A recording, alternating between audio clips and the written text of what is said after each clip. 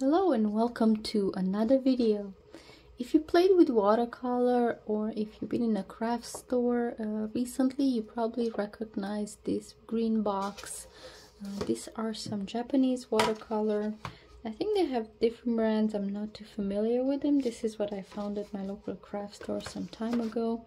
It's a 24 color set and I like them quite well. Even the opacity, I learned to accept it for what it is, and actually some of the colors in this are quite transparent.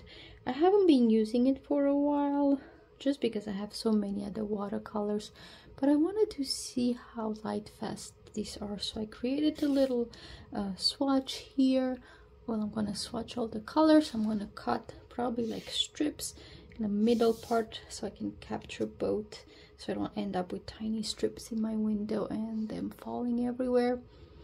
But yes, they have a new set. I think it came on the market next year. It has like, it's called Art Nouveau. It has some pastels, some very pretty colors, and they also have a 24 color of neon, not neon, metallics. But let's see how these perform. I'll give them a month or so. We'll see how they do, and then we'll keep them in the window for a year. So let's get swatching.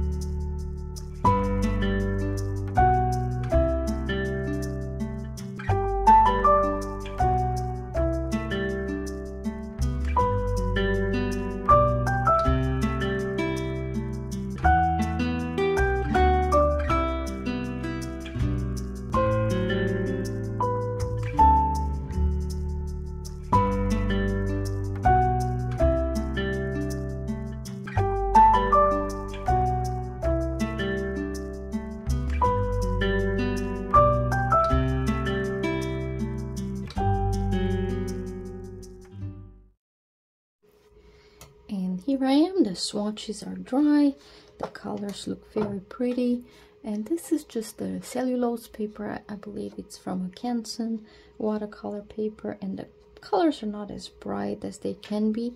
I painted with this on Arches watercolor paper, and they turn out very, very bright, almost the same intensity as you see in the box. And there's a little bit of the glare from my light, but I'll cut them up. So I'm gonna cut right to the middle,